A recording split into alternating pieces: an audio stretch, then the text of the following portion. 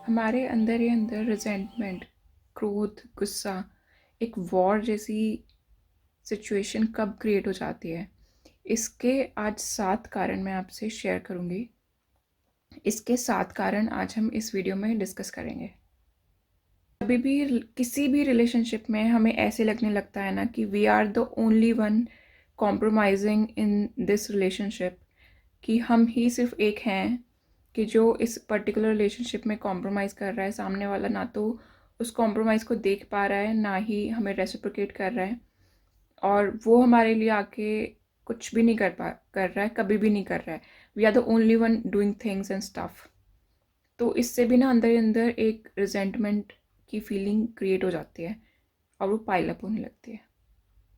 तो पे है कि जब हमें बार बार यही लगने लगता है ना कि हमें ही बार बार लेट डाउन किया जा रहा है, और हमारा जो पार्टनर है या जिसके साथ भी हम अपना रिलेशन देख रहे हैं, हम उनकी प्रायोरिटी में आते ही नहीं हैं। सिर्फ हमारे लिए वो खास है, उनके लिए हम कुछ भी खास नहीं है। जब भी ऐसी फीलिंग ना एक बार नहीं, बार बार, हर दिन और लंबे समय तक आती रहे ना, आपको कोई रेसिप्रोकेशन रिलेशनशिप में जब नहीं मिलता है, तो भी आपके अंदर बहुत ज़्यादा एंगर और रिजेंटमेंट की फीलिंग बढ़ने लगती है। आप कितना ही सहन करोगे?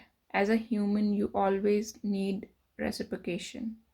आपको ऐसे लगने लगता है ना कि किसी भी कॉन्फ्लिक्ट के बाद में या किसी भी रिक्वायरमेंट को जिसको ठीक किया जाना था, वो सिर्फ हमेशा आप ही करते हो, और आप ही हो जो रिलेशनशिप में हमेशा अपोलोजाइज़ कर रहे हो या चीज़ों को ठीक करने की कोशिश कर रहे हो। गलती चाहे सामने वाले की हो, तभी भी आप ही आके सॉरी बोल रहे हो, आप ही चीज़ों को सुधारने की कोशिश करते हो, और आप चाहते हो कि पीस मेंटेन रहे। लेकिन ये इनिशिएटिव हमेशा आपकी साइड से ही होता है, सामने वाले की साइड से कभी भी नहीं होता। इससे भी धीरे धीरे अंदर ही अंदर रिजेंटमेंट बनने लगता है। भी रिलेशनशिप में सामने वाला प्रोमिसेस को ब्रेक करता है, उन्हें बार बार तोड़ता है, और वो भी ऐसे प्रोमिसेस को जिन पर कि उनको माफ़ी मांगनी चाहिए थी, उन्हें पश्चाताप करना चाहिए था, आकर अपनी गलती सुधारने के लिए आपसे डिस्कशन करना चाहिए था, उन पर भी आकर वो बात तक नहीं कर रहे हैं, और बार बार उस तरह की चीज़ें रिपीट करके अपने प्रोमिसेस को ब्रेक कर रहे हैं। इससे भी रिजेंटमेंट की फीलिंग बनती है। अगर आपको ये लगने लगता है ना, जब जब ऐसी सिचुएशन आने लगती है कि आपको लगे कि आप ही रिलेशनशिप में ज़्यादा वैल्यू ऐड कर रहे हो, आप ही चीज़ों को ज़्यादा कर रहे हो, सामने वाला व्यक्ति कुछ भी ऑन द टेबल कुछ भी लेके नहीं आ रहा है, जितना रिक्वायर्ड है, इम्पॉर्टेंट है, और जो ज़्यादा रिलेशनशिप में होना चाहिए, वो सिर्फ और सिर्फ आप कर रहे हो, इससे भी अंदर अंदर रिजेंटमेंट बनने लगती है। क्योंकि of course everybody needs reciprocation in relationships. आप हमेशा आकर अपनी नीड्स, अपनी डिज़ायर्स, अपनी वांट को रिलेशनशिप में खुल के बताते हो, लेकिन सामने वाला फिर भी सुन नहीं रहा है, ना ही उस पर कुछ एक्शंस ले रहा है, ना ही उससे कुछ भी पड़ी है। अगर जब ये फीलिंग आप देखते हो ना सामने वाले से अपने प्रति, तो भी एक रिजेंटमेंट अंदर ही अंदर बनने लगती है, जो कि बहुत ख़राब स्थिति होती है। जब आप इतना रिलेशनशिप में दे रहे हो और सामने वाला व्यक्ति सुन भी नहीं रहा है, तो ऑफ कोर्स इसमें रिजेंटमेंट तो बढ़ेगी। हर रिलेशनशिप में, हर रिश्ते में सैक्रिफाइसेस और कॉम्प्रोमाइज़ेज़ होते हैं कहीं ना कहीं, बट वो ऐसा नहीं होता कि हमेशा वो कॉम्प्रोमाइज़ेज़ और सैक्रिफाइसेस आपको ही करने पड़े और उन्हें कोई एक्नॉलेज भी ना करे।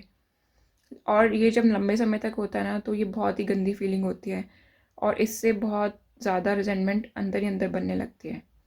दोस्तों, आज हमने डिस्कस किए पॉइंट्स कि क्या ऐसे कारण हैं जिनसे रिलेशनशिप में अंदर ही अंदर किसी एक इंसान के अंदर, किसी एक व्यक्ति के अंदर रिजेंटमेंट बढ़ने लगती है। उसके ये सारे रीजंस हैं।